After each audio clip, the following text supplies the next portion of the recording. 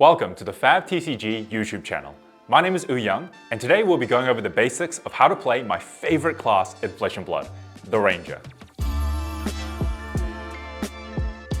There are currently 4 Rangers in Flesh and Blood: Azalea, Lexi, Riptide, and the new Marlin. Each of these heroes have their own unique game plans and strategies, so this video will be about going over the basics of the Ranger class rather than going into the specifics. We'll be covering bows, arrow attacks, non-attack actions, often referred to as pumps, on-hit effects, and traps. And then after this, we'll talk general strategy to tie it all together. So let's get started.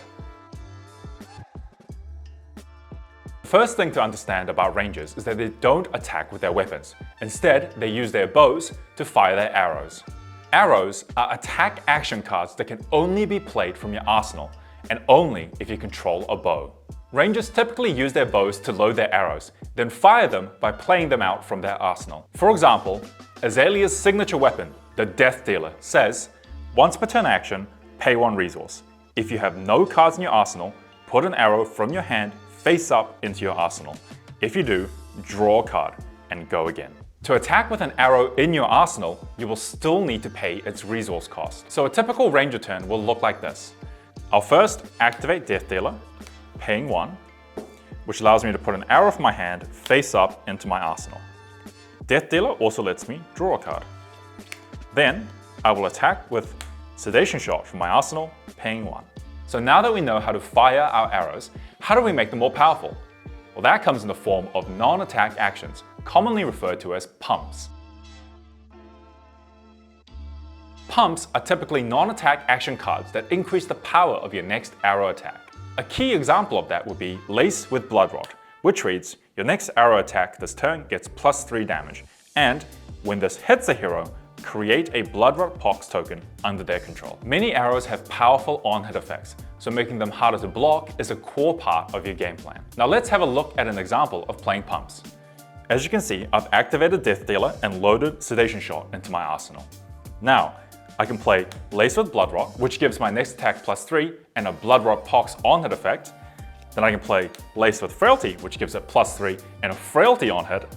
And then I can play Sedation Shot from my arsenal, which gives a Inertia on-hit. So now, instead of coming in for 5, I am coming in for 11 with 3 different on-hits. As you can see, Rangers have a lot of on-hit effects, and that is what makes the class deadly. On-hit effects happen when you hit your opponent. This means as long as you deal even 1 damage to your opponent, these powerful on-hit effects will all trigger and devastate your opponent. Let's have a look at a couple of arrows with powerful on-hit effects. Red in the Ledger says, when this hits a hero, so that means as long as the arrow deals even 1 damage, your opponent can't play or activate more than 1 action during their next turn. And Sleep Dart is another powerful example, which reads, when this hits a hero, they lose all hero card abilities until the end of their next turn, which essentially deletes their hero ability. These powerful on-hit effects can really mess with your opponent's game plan and keep you safe so that you can load up another arrow and disrupt them again. So as you can see, combining powerful pumps with powerful arrows is a core part of a Ranger's game plan. Rangers also have access to a powerful type of card, traps. Traps are powerful defense reactions that can disrupt your opponent's game plan during their turn. The key thing to remember with traps is you need to pack the right traps for the right opponent. For example, Frailty Trap punishes opponents that love swinging their weapon and attacking with Go Again, while traps like Inertia Trap punish opponents that want to swing 1 big attack and set up cards in their arsenal. So traps are very powerful if you set it up in your arsenal and surprise your opponent at the right moment. But be careful, because if your opponent doesn't attack, that trap will be stuck in your arsenal and you won't be able to load any arrows. One of the most important things to remember about Rangers is that their offense is their defense. Rangers come with powerful on-hit effects that can disrupt your opponent and just ruin their game plan, thus keeping you safe.